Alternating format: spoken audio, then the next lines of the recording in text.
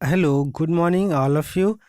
आज हम लोग संस्कृत का 100 ऑब्जेक्टिव क्वेश्चन खुद देखेंगे। जो 23/2/2022 का एग्ज़ाम है, उसके मद्देनज़र 100 very VVIP question, very very important question हमने सेलेक्ट किया है, जो 18 नहीं प्लस 90% लड़ने का चांसेस है। इसको हम लोग देखेंगे और ये सबसे पहले है आलस साला में आते हैं। आइए देखते हैं। पहला क्वेश्चन है कि आलस साला में आग लगने पर कितने लोग नहीं भागे।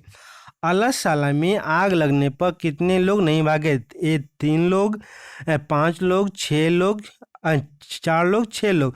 तो इसका सही उत्तर होगा 4 लोग नहीं भागे। कितना? 4 लोग नहीं भागे। अगला क्वेश्चन है कि प्राचीन काल में शिष्यों को क्या कहा जाता था? प्राचीन काल में शिष्यों को क्या प्राचीन काल में शिष्यों को क्या कहा जाता था? शिष्यों को क्या कहा जाता था? छात्र, ब्रह्मचारी, धनुर्धारी, अंतेवासी। तो इसका सही उत्तर होगा ब्रह्मचारी, यानी कि प्राचीन काल में छात्रों को ब्रह्मचारी कहा जाता था। अगला क्वेश्चन है स्क्रीन पर, शिक्षक कैसा था? शिक्षक कैसा था? पहला ऑप्शन है दुष्ट, दूसरा लोभी, तीसरा नवीन दृष्टि संपन्न, चौथा है मूर्ख। तो इसका सही शिक्षक कैसा था, इसका सही उत्तर होगा नवीन दृष्टि संपन्न था। शिक्षक नवीन दृष्टि से संपन्न था। और अब अगला क्वेश्चन है आपके स्क्रीन पर, ब्राह्मण के वेश में कर्ण के पास कौन जाता है? ब्राह्मण के वेश में कर्ण के पास कौन जाता है? अर्जुन, कृष्ण, इंद्र, कुबेर। तो इसका सही उत्तर होगा सी, इंद्र। ब्राह्मण के वेश में कवच और कुंडल मांगने के लिए कर्ण से इंद्र जाते हैं। ठीक है, हम लोग याद रखेंगे कि हम इसमें एक क्वेश्चन ये भी याद रखेंगे कि इंद्र इस का भेष धारण करके भिक्षा मांगने के लिए जाते हैं। इसका वेश धारण करके इंद्र ओ भिक्षा मांगने के लिए जाते हैं। ठीक है, अब अगला क्वेश्चन है आपके स्क्रीन पर, देखिए कि अपना नाम और रूप को छोड़कर नदियां कहाँ मिल जाती हैं? अपना नाम और रूप को छोड़कर नदियां कहाँ मिल जाती हैं? पहला ऑप्शन है पृथ्वी में, दूसरा समुद्र में, तीसरा आकाश में, चौथा दूसरी नदियों में। तो इसका सही उत्तर होगा कि अपना नाम और रूप को छोड़कर नदियां समुद्र में मिल जाती हैं। ठीक है, अगला क्वेश्चन है आपके स्क्रीन पर कि गांधी सेतु पुल कहाँ स्थित है? गांधी सेतु पुल कहाँ स्थित है? आरा, सासाराम, पहाड़पुर और पाटलिपुत्र में। तो इसका सही उत्तर होगा पाटलिपुत्र में। गांधी सेतु पुत्र पाटलिपुत्र में स्थित है। और इसमें इसके साथ एक क्वेश्चन ये भी याद रखिएगा कि ये पाटलिपुत्र का वर्तमान नाम क्या है? तो पाटलिपुत्र का वर्तमान नाम पटना है। ठीक है। अब आते हैं 7वां क्वेश्चन, बिरेश्वर कौन था? बिरेश्वर कौन था? आपके स्क्रीन पर अगला क्वेश्चन है, बिरेश्वर कौन था? तो इसका पहला ऑप्शन है कि मिथिला का राजापति, दूसरा ऑप्शन है मिथिला का मंत्री, तीसरा ऑप्शन है मिथिला का राजकुमार और चौथा ऑप्शन है मिथिला का सेनापति। तो इसका सही उत्तर सी होगा, इसका सही उत्तर भी होगा, मिथिला का मंत्री था। बिरेश्वर कौन था? मिथिला का मंत्री था। अब आते हैं अगला क्वेश्चन आपके के स्क्रीन पर ये रहा कि प्राचीन संस्कृति की पहचान किससे होती है? प्राचीन संस्कृति की पहचान किससे होती है? तो पहला ऑप्शन है धर्म से, दूसरा है संस्कार से, तीसरा कर्म से, चौथा सम्मानों से। तो इसका सही उत्तर है संस्कारों से ये होता है। अब यदि आपसे एक रिक्वेस्ट है, आप सभी से एक रिक्वेस्ट है कि यदि आप इस चैनल पे नए हैं तो चैनल को सब्सक्राइब कर दीजिएगा और यदि आप चाहते हैं कि 23 तारीख के एग्जाम में 23/2/2022 के इस संस्कृत के पेपर में 100 नंबर आए तो इस वीडियो को पूरा देखिएगा, बीच में स्किप मत कीजिएगा। यदि आप बीच में स्किप कर देते हैं तो एग्जाम में आपको कोई फायदा नहीं होगा। इस 100 क्वेश्चन के टारगेट को आप पूरा का पूरा देखिएगा और इसे याद कर लीजिएगा। इसी में से आएगा, इससे बाहर कतई नहीं आएगा, यह 100% गारंटी है। ठीक है, आपसे रिक्वेस्ट है कि चैनल को उसको सब्सक्राइब कर दीजिएगा ताकि आपकी इस चैनल पे जो भी नया वीडियो आए वो आपको उसका नोटिफिकेशन आपको मिल जाए। और बेल और लाइक कर दीजिएगा, जितना से अधिक शेयर कीजिएगा ताकि दूसरों को भी इसका लाभ मिल पाए। ठीक है, अब अगला क्वेश्चन है आपके स्क्रीन पर कि लक्ष्मी किसे वर्ण करती है। लक्ष्मी किसे वर्ण करती है? उद्योगी को, कामचोर को, कामचोर को, लोभी को, डाकू को। तो लक्ष्मी उद्योगी को वर्ण करती है, अर्थात जो कर्म को करता है, जो अपने कामों को करने में विश्वास करता है लक्ष्मी उसी के पास वास करती है, लक्ष्मी उसी को वर्ण करती है। ठीक है, अब अगला क्वेश्चन 10वां क्वेश्चन है आपके स्क्रीन पर। किसकी विजय नहीं होती है? किसकी विजय नहीं होती है? पहला सत्य की, बी असत्य की, सी धर्म की, और डी सत्य और असत्य की।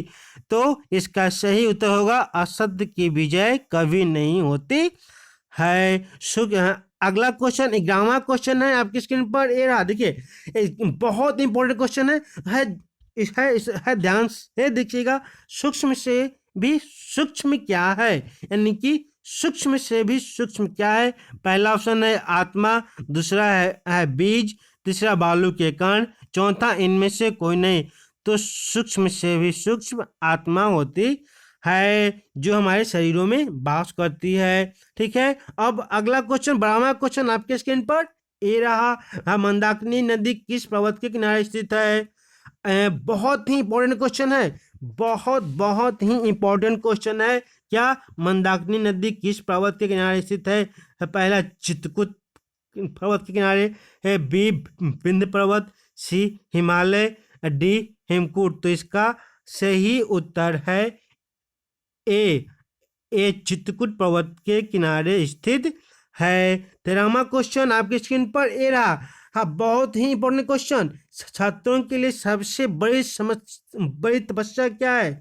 छात्रों के लिए सबसे बड़ी तपस्या क्या है?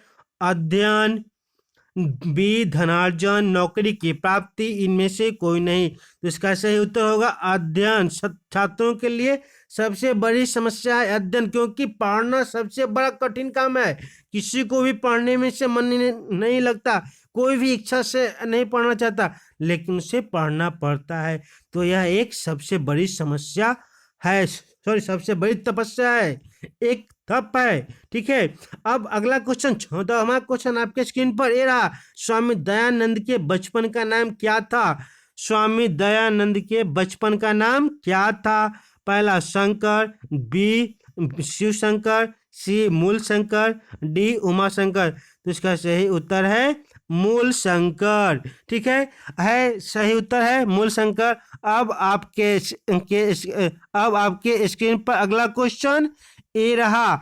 हाँ, अब आपके स्क्रीन पर अगला क्वेश्चन ये रहा। देवलोक का मार्ग के 15वां क्वेश्चन, देवलोक का मार्ग किससे प्रशस्त होता है? असत्य से, सत्य से, लोभ से, त्याग से।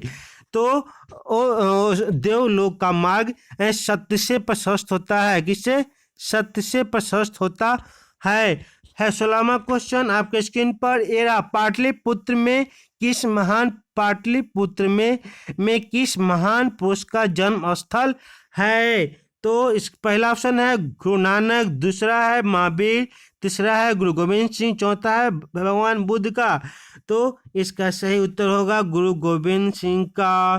ठीक है, है इसका सही उत्तर उत्तर कौन होगा? गुरु गोविंद सिंह का पाटलिपुत्र के में किस महापुरुष का जन्म स्थल है? तो गुरु गोविंद सिंह का जन्म स्थल है। और एक क्वेश्चन याद रखिएगा कि गुरु गोविंद सिंह सिखों के 10वें गुरु हैं, 10वें एवं अंतिम गुरु हैं। ठीक है, अब है 17वां क्वेश्चन आपके स्क्रीन पर ये रहा। देखिए कि राम प्रवेश के गांव का नाम क्या था? राम प्रवेश के गांव का नाम क्या था? पहला भिखन टोला, दूसरा हजन टोला, तीसरा शिवराखन टोला और डी बछावन टोला। तो सही उत्तर है भिखन टोला। राम प्रवेश के गांव का नाम था भिखन टोला। अब 18वां क्वेश्चन आपके स्क्रीन पर ये रहा। स्वामी दयानंद का जन्म कहाँ हुआ था? स्वामी दयानंद का जन्म कहाँ हुआ था? कहाँ? गुजरात में, मध्य प्रदेश में, बंगाल में, उत्तर प्रदेश में। तो इसका सही उत्तर है क्या? गुजरात में। ठीक है, याद रखिएगा सब लोग कि स्वामी दयानंद का जन्म कहाँ हुआ था? गुजरात में हुआ था। अब अगला क्वेश्चन आपके स्क्रीन पर ये रहा। वेरी वेरी इंपॉर्टेंट क्वेश्चन है, वीडियो को स्किप मत कीजिएगा। आप उनका 23 तारीख के एग्जाम में जरूर आने वाला है। ठीक है, दानवीर कौन था? नेक्स्ट क्वेश्चन है दूसरा क्वेश्चन कि दानवीर कौन था? अर्जुन था, भीष्म था, कृष्ण था, कर्ण था। तो इसका सही उत्तर है कि दानवीर कर्ण था। कर्ण से बड़ा कोई दानवीर नहीं हुआ आज तक। ठीक है, अब अगला क्वेश्चन आपके स्क्रीन पर रहा ये 20वां क्वेश्चन। अशांति सागर के किनारे कौन स्थित है? अशांति सागर के किनारे कौन स्थित है? विद्यालय, संसार, राष्ट्र और डी विदेश। तो इसका सही उत्तर है संसार अशांति सागर के किनारे स्थित है। वीडियो को पूरा देखिएगा, रिक्वेस्ट है आपसे, ताकि आपका एग्जाम अच्छा जाए, अच्छा नंबर लाएं, हमें भी खुशी होगी। ये 20वां क्वेश्चन है कि प्राणी के हृदय रूपी गुफा में, देखिएगा प्राणी के हृदय रूपी गुफा, जो हृदय है वह एक गुफा के समान है, और उस गुफा में विद्यमान कौन रहता है? पहला ऑप्शन है आत्मा, दूसरा शरीर, तीसरा देव और चौथा राक्षस। तो 20वां का सही उत्तर होगा आत्मा हृदय रूपी गुफा में विराजमान करती है। अब अगला क्वेश्चन आपकी स्क्रीन पर ये रहा। हाँ, किसके गीत देवता भी गाते हैं? स्वर्गा पवर्गा जो गीत है कौन गाता है? देवताएं किसके गीत गाती हैं? ठीक है, किसके गीत देवता भी गाते हैं? तो पहला ऑप्शन है भारत की, बी ईरान की, सी यूरोप की, डी पाकिस्तान की।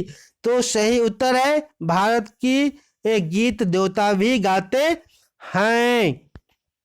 28वां अगला क्वेश्चन है भारत भूमि की सेविका का है? भारत भूमि की सेविका है कौन? खेत, कमल, सागर, पर्वत, झरने, दुश्मन। तो इसका सही उत्तर होगा सागर, पर्वत और झरने, क्योंकि यही प्रकृति की सुंदरता में चार चांद लगाते हैं। इसलिए ये भारत भूमि की सेविका कौन है? सागर, पर्वत और झरने। ठीक है, अब अगला क्वेश्चन, 24वां क्वेश्चन। प्राचीन काल में ब्रह्मचारी कहाँ पढ़ते थे?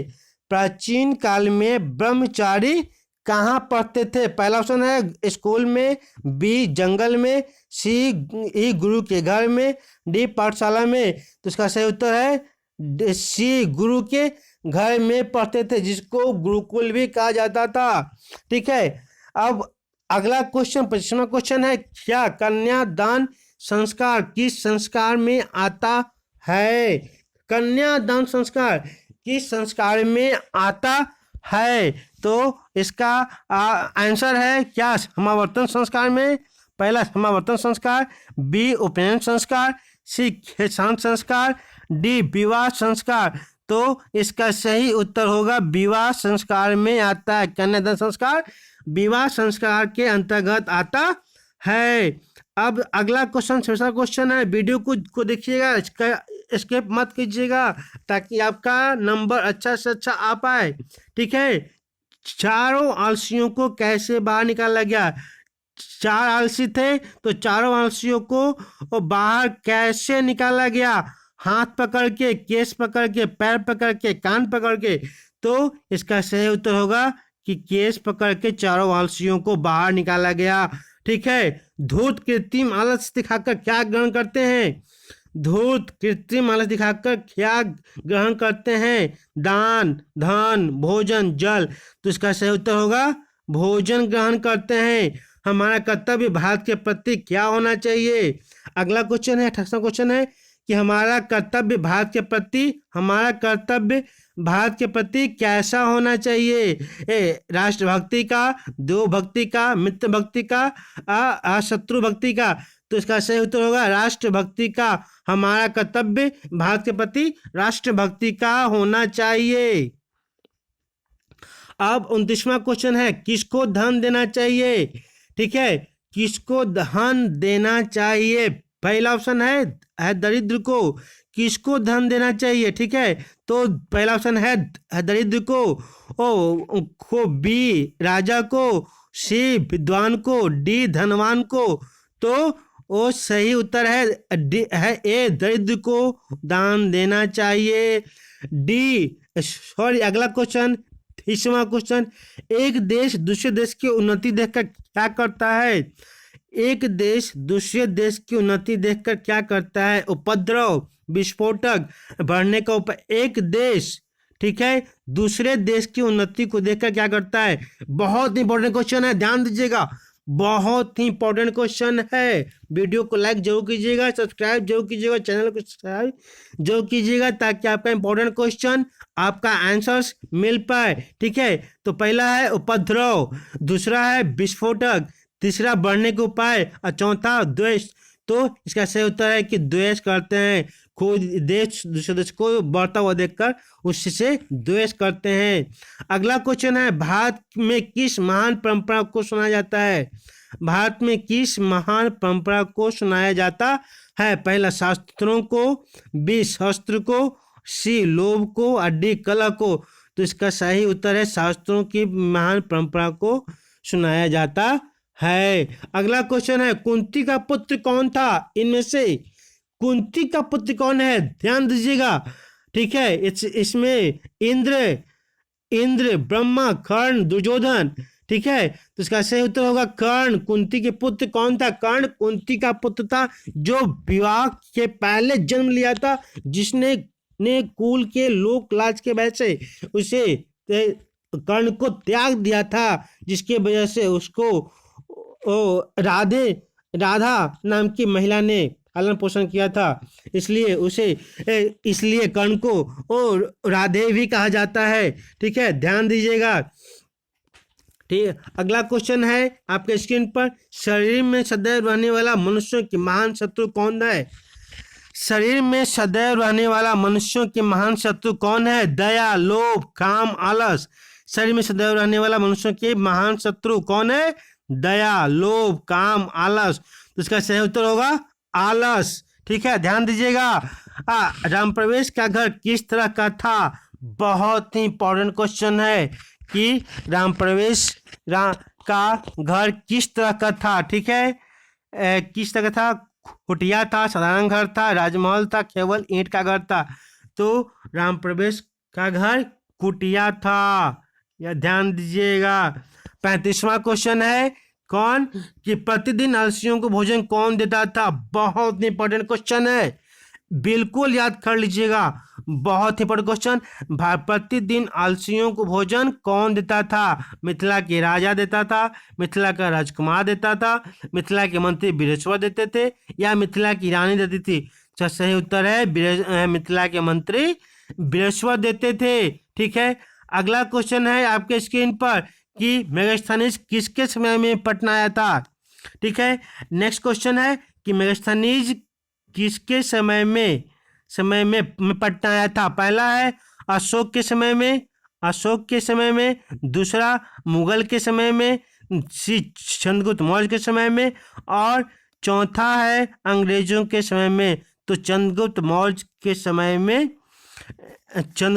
समय में मेगास्थनीज पटना आया था। ठीक है, गांव से कितनी दूरी पर सरकारी स्कूल था? अगला क्वेश्चन है कि गांव से कितनी दूरी पर सरकारी स्कूल था? 1 कोस में, 2 कोस में, एक कोष में, 1.5 कोष में, 2 कोष में, ठीक है।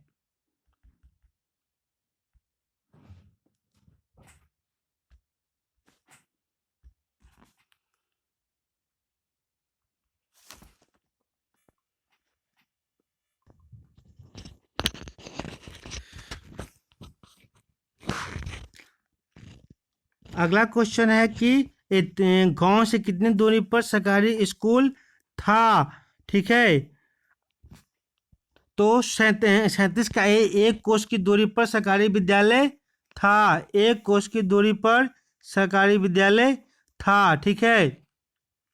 38 है किसे बाल विवाह के विरुद्ध किसने महान ने प्रयास किया, बाल विवाह के विरुद्ध किसने महान प्रयास से किया।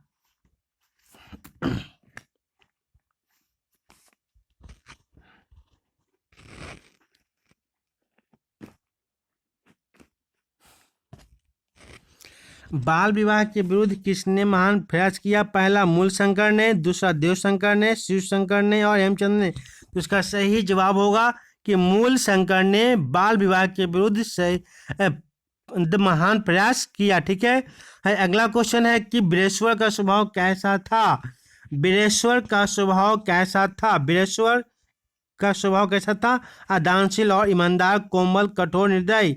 तो ओ 39 का ए, ठीक है, कि वीरेश्वर का स्वभाव दानशील और ईमानदार था, ठीक है। राम प्रवेश में ने स्नातक परीक्षा में कौन सी सा स्थान प्राप्त किया, राम प्रवेश ने स्नातक परीक्षा में कौन सा स्थान प्राप्त किया, उच्च स्थान, निम्न स्थान, प्रथम स्थान, द्वितीय स्थान।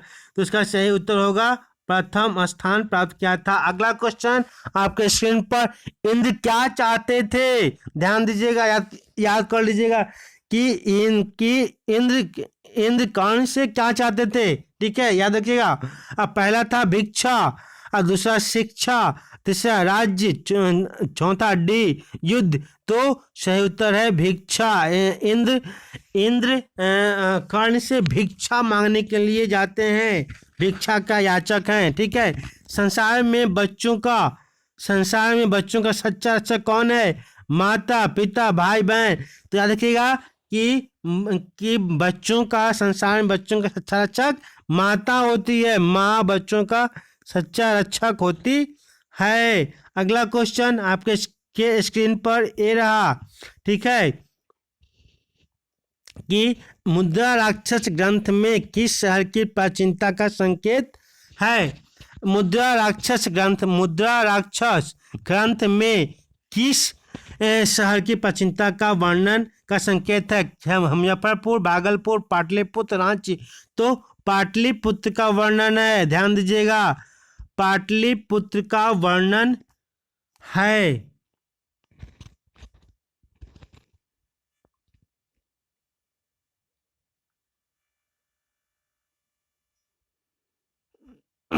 ठीक है, पाटलिपुत्र वर्णन है। अपनी रचना काव्य मीमांसा में पाटलिपुत्र की प्राचीन सरस्वती परंपरा का उल्लेख किसने किया, वेरी वेरी इंपॉर्टेंट क्वेश्चन है, ठीक है, वेरी वेरी इंपॉर्टेंट क्वेश्चन है कि काव्य मीमांसा में पाटलिपुत्र की प्राचीन सरस्वती परंपरा का उल्लेख किसने किया, पतंजलि ने पाणिनि ने, वाल्मीकि ने राजशेखर ने। तो इसका सही उत्तर है राजशेखर ने वर्णन किया है। शिव जोड़ उपासक की संधि क्या होगी, शिव जोड़ उपासक की संधि क्या होगी, शिवोपासक, शिवोपासक। तो ध्यान से याद कीजिए कि शिव धन उपासक का सही उत्तर क्या होगा, शिवोपासक, ठीक है, शिवोपासक इसका सही उत्तर होगा। अगला क्वेश्चन आपकी स्क्रीन पर ये रहा कि प्राचीन में कौन सा उपसर्ग है, प्राचीन में कौन सा उपसर्ग है, फ्र, फ्रा, प्रति, हरि, फ्र। तो इसमें फ्र उपसर्ग है, ठीक है, इसमें में फ्र उपसर्ग है, ठीक है। 62 अगला क्वेश्चन है 62 नंबर क्वेश्चन है, किस सदैव में किन किन वर्णों की संधि हुई है, ठीक है। सदैव में किन किन वर्णों की संधि हुई है? अ जोड़ ए, आ जोड़ ए, अ जोड़ ए, आ जोड़ ए। तो सही उत्तर होगा आ जोड़ ए का संधि हुआ है, ठीक है। अगला क्वेश्चन आपके स्क्रीन पर ही रहा कि बिना के योग में कौन सी विभक्ति होती है? बिना के योग में कौन सी विभक्ति होती है, ठीक है।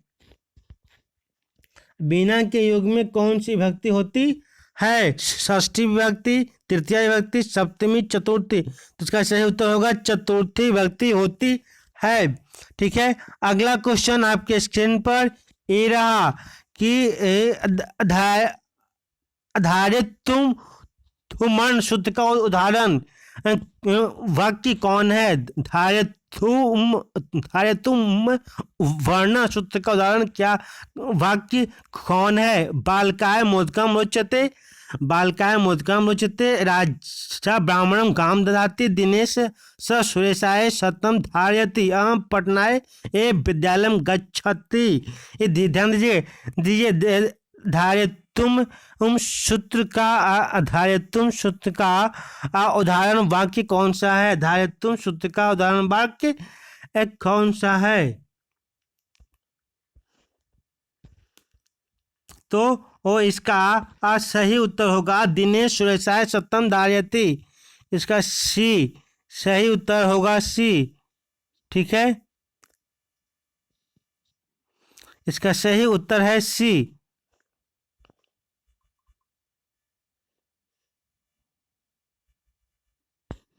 अगला क्वेश्चन है आपके स्क्रीन पर, अगला क्वेश्चन है आपके स्क्रीन पर ये रहा। अगला क्वेश्चन आपके स्क्रीन पर किस मुनि शब्द के तृतीय बहुवचन का रूप होगा? तो मुनिभि अति तृतीय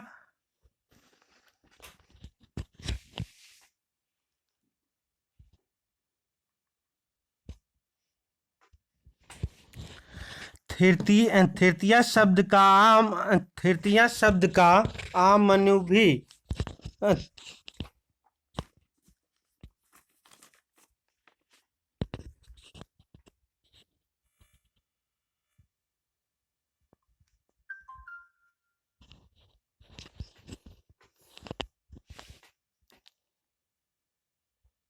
अगला क्वेश्चन है कि मुनि शब्द के तृतीय बहुवचन का रूप क्या होगा?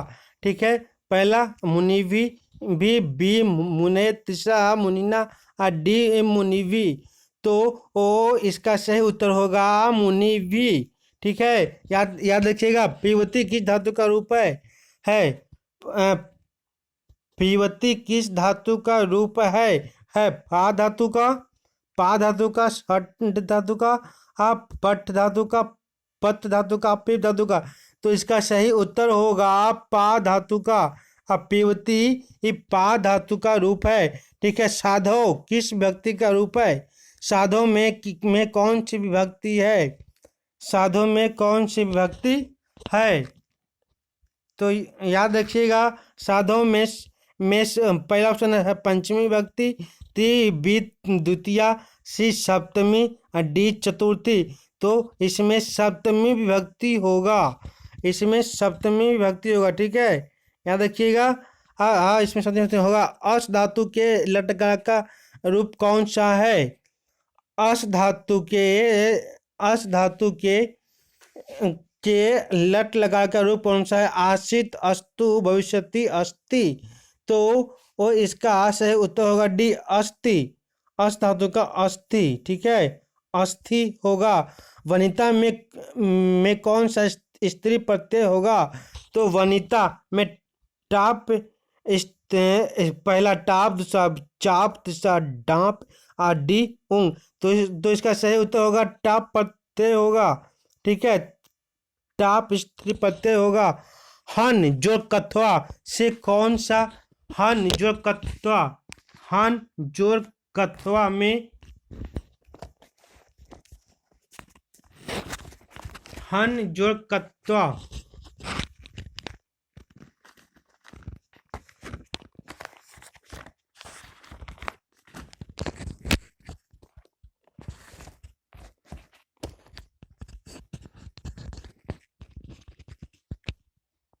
हन जो कत्वा से कौन सा पद बनेगा? हनम, हत्वा, हनम, हनम, हत्वा, हनन, हनत्वा। तो इसमें सही उत्तर होगा हत्वा बनेगा, हत्वा बनेगा। ठीक है, अगला क्वेश्चन आपके स्क्रीन पर ये रहा। ठीक है, कि किस पद में अव्ययी भाव समास है? ठीक है, किस पद में अव्ययी भाव समास है?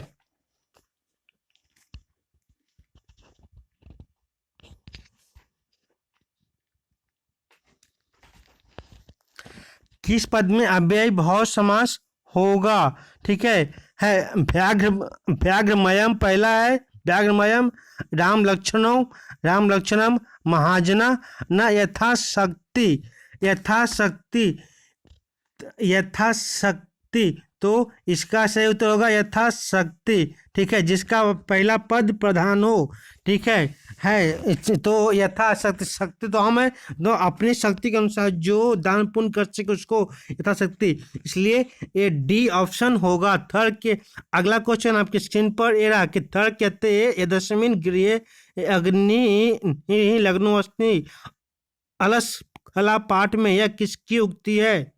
ठीक है, अलस कला पाठ कथा पाठ, अलस कथा पाठ में यह उक्ति किसकी है? तो पहले आलसी की, तीसरे आलसी की, दूसरे आलसी की और चौथे आलसी की।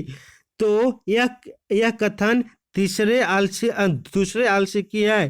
ठीक है, याद रखेंगे सी ऑप्शन दूसरे आलसी की है। अब अगला क्वेश्चन है 79 नंबर कि स्त्रियों का रक्षक कौन है? स्त्रियों का रक्षक कौन है? पहला पति, बी पुत्र, सी पिता और डी भाई। वैसे से स्त्रियों का रक्षक तो सब हैं होते हैं, लेकिन किन स्त्रियों का सबसे ज्यादा रक्षक कौन? उसका खुद का स्वयं का पति होता है।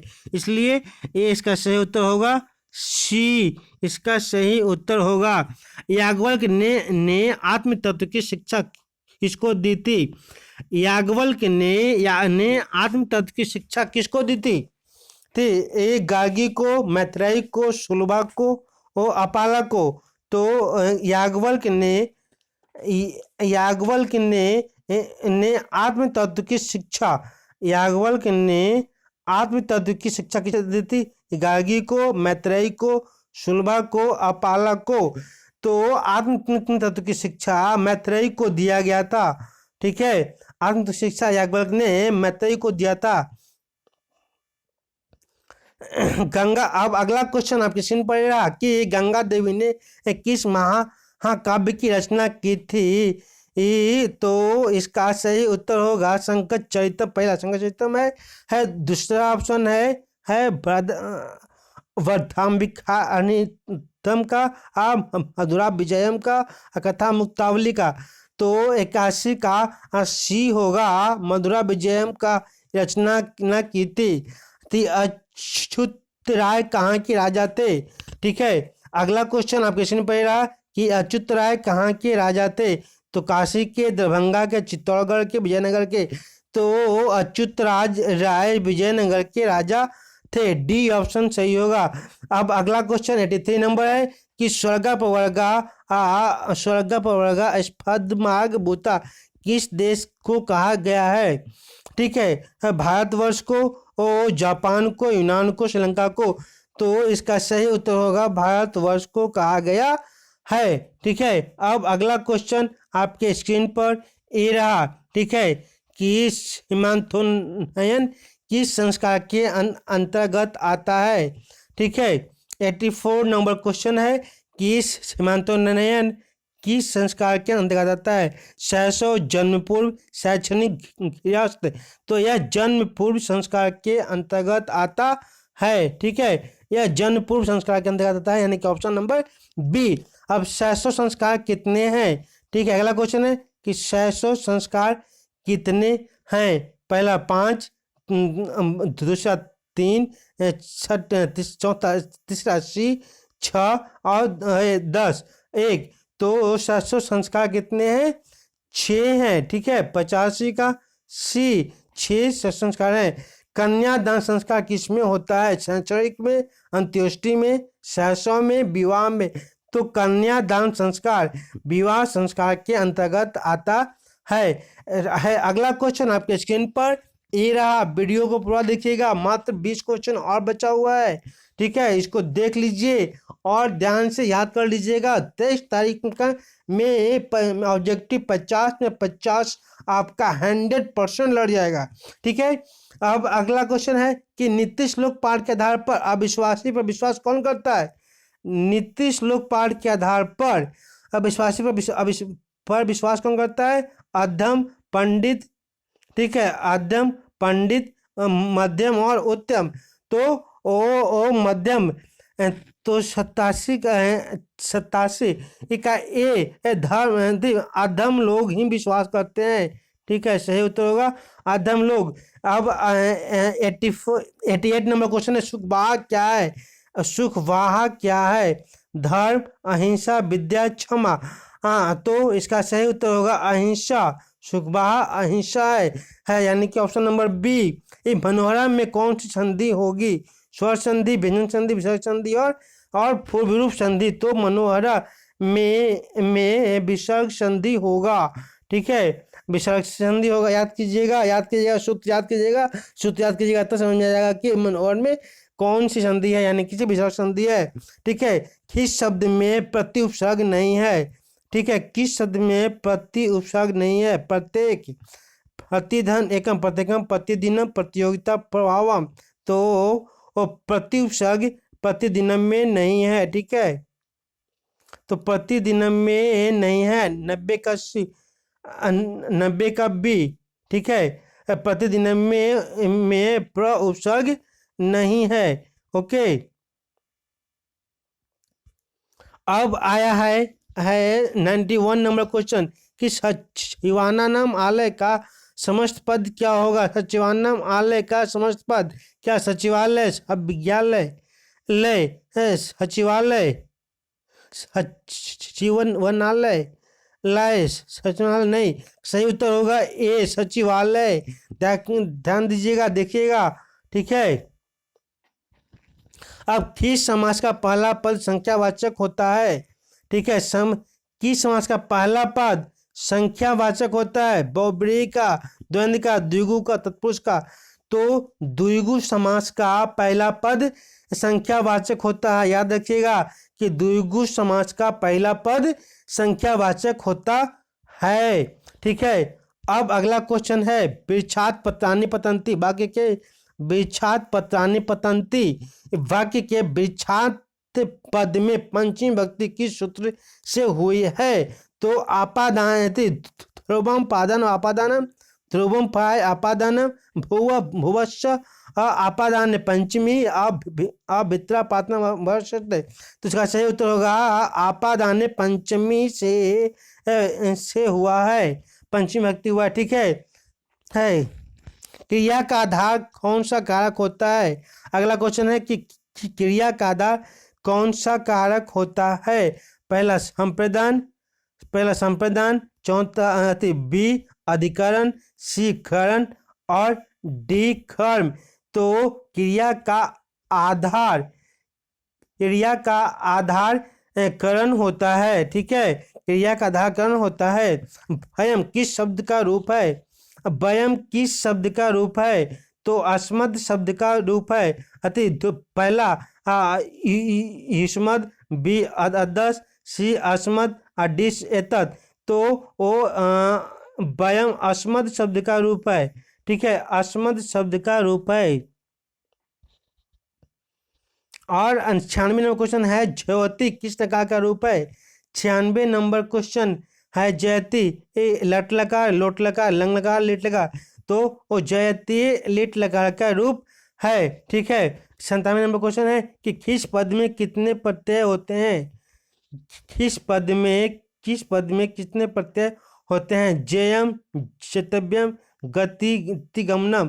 तो किस पद में कितने प्रत्यय होते हैं। इसका सही उत्तर होगा सी, ठीक है गति में होते हैं, ठीक है। अब अगला क्वेश्चन अंतिम लास्ट 3 क्वेश्चन है, ठीक है, इसको याद कर लीजिएगा और याद करने के बाद आपको 100% है कि 23 तारीख की परीक्षा यानी संस्कृत की परीक्षा में आपका नंबर कोई नहीं काटने वाला है। ठीक है, लघुत्तरम में अगला क्वेश्चन आपके स्क्रीन पर रहेगा कि लघुत्तरम में कौन सा तद्धित प्रत्यय है।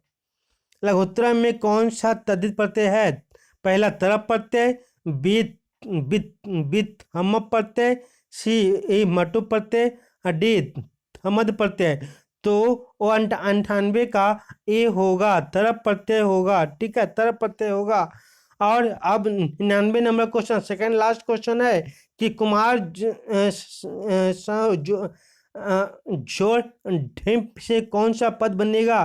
कुमार जोड़ डिम्प से कौन सा प्रत्यय बनेगा। तो वो पहला कुमारी, कौमादी, खोमारजी, खोमारी। इसका सही उत्तर होगा कुमारी। ठीक है, P1 में कौन सा प्रत्यय होगा। P1 में कौन सा प्रत्यय होगा। तो क्षत्रिय प्रत्यय, सानस प्रत्यय, लिट प्रत्यय, अच्युत प्रत्यय। इसका सही उत्तर होगा क्षत्रिय प्रत्यय। आप लोगों से अंत में फिर एक बार रिक्वेस्ट है कि यदि आप चैनल पे नए हैं तो चैनल को सब्सक्राइब कर दीजिएगा, लाइक कर दीजिएगा और अधिक से अधिक शेयर कर दीजिएगा और आप वीडियो को पूरा देखिएगा ताकि आपको सही सही याद हो सके। ठीक है, ओके, बेस्ट ऑफ लक 23 तारीख के लिए।